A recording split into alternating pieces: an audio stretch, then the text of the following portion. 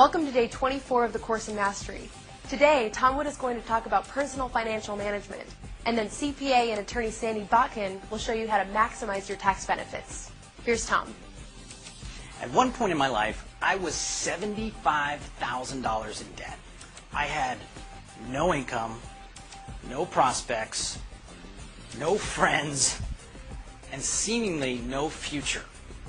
I was not the person to come to about personal financial management. However, since that time, I have completely erased my debt, earned millions of dollars, and developed a strategy for wealth that anybody can follow. There are 4 simple steps, 4 principles that if you master, you'll have all your money taken care of. Number 1, finances are a discipline. It's a lot like brushing your teeth. It's not something you may want to do. However, you need to do it. If you don't brush your teeth, your breath stinks. Same thing with your financial position in life. If you don't stay on top of your finances every day, your income, your wealth is not going to be very strong. Number 2, money is just a symbol. Recognize this, that money is a symbol for the value you've created in the marketplace. It doesn't have any good or bad meaning to it at all. It's what you give it. The way I look at money is that the more money I create, the more value I've created in the marketplace. In order for me to be rich, I've got to help a lot of people. Once you understand this, your blocks about being rich start to dwindle and disappear. You've got to understand the incredible power you can have in helping people if you have money. Number 3, pay yourself first. Now, when I first heard this principle, I didn't really understand it. Here's how it makes a lot of sense to me. At the end of every month, you have to pay your credit card company, and you may not like paying them, but you do it. You may have to pay your utility bill, and you may not like paying them, but you do. The first person you have to pay is yourself. You may not like giving that money to your bank account, but you need to do it. So if it's a choice this month between Disneyland or paying yourself, you pay yourself.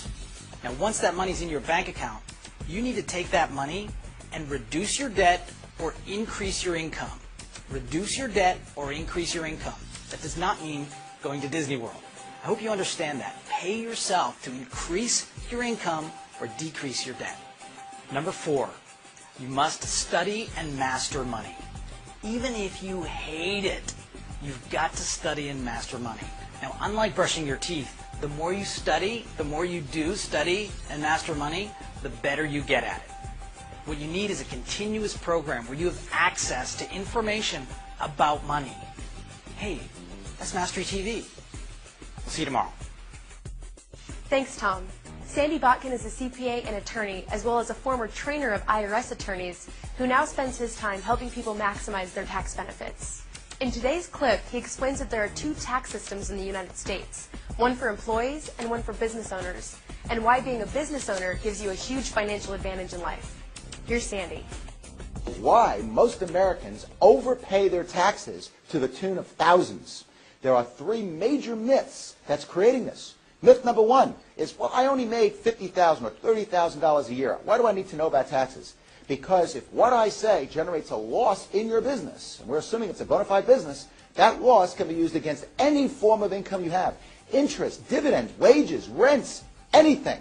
If the loss exceeds your income, you can carry back all business losses 2 years and get a refund from the federal and state government for the last 2 years of taxes that you pay, or carry forward all business losses, get this, 20 years, and offset the next 20 years of earnings. So you never lose a properly documented business deduction, as long as you run your business like a business.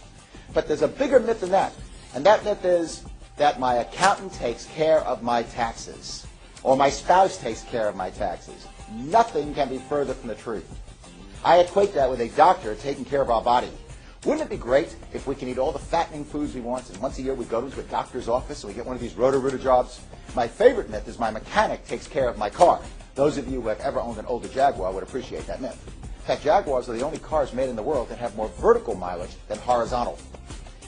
It is very critical that you get your tax affairs in order. Now, the case study on this, which really emphasized this point, involved a study in 1994 by Jane Bryan Quinn, who's a nationally syndicated columnist.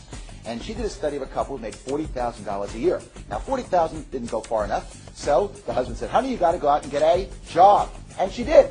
And she made an extra $18,000. A year later, they saw no difference in their bank account. Why is that? Well, this slide will show exactly what the problem is.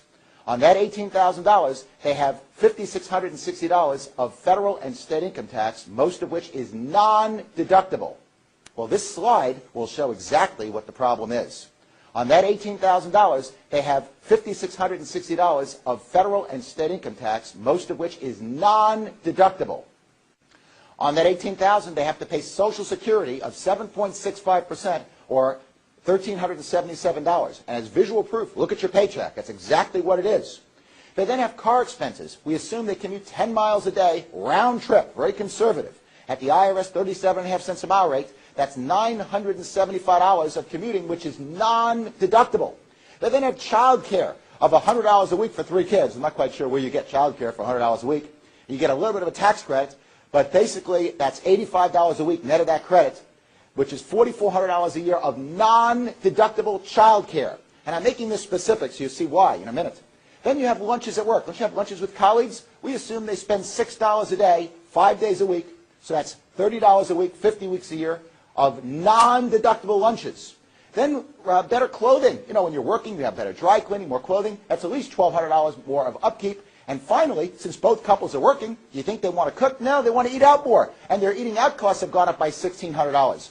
By the time you take your non-deductible federal and state income tax, non-deductible child care, non-deductible Social Security, increase in food costs and clothing, you're left with $1,268 a year on $18,000. Now let me put that in perspective. That's $100 a month to put up with 2,000 hours of work and to put up with a commute and to put up with a boss that is spelled backwards, double SOB. The reason is that we have 2 tax systems in this country. And a lot of people think, sure, one for rich, one for poor. No, there's one for employees, which is designed to take your wealth, and you're taxed on $1. And then there's one for self-employed individuals, which are taxed on your net. This is after you take all your deductions, which is designed to create economic growth. In fact, small business generates over 70% of the job growth in this country. It's not IBM, it's not United, it's small business. People like you and I. So when lobbyists come to Washington, D.C. to get some good tax laws, and there are good tax laws, that's the important point, they can get what they want because they know they're the economic engine behind this economy. The key is you've got to have the knowledge. You've got to know what you're doing because if you don't know, you can't take the deductions. That's it for today. Tomorrow we'll discuss why you are either sabotaging your success or on a consistent path toward creating your dream life. We'll see you tomorrow.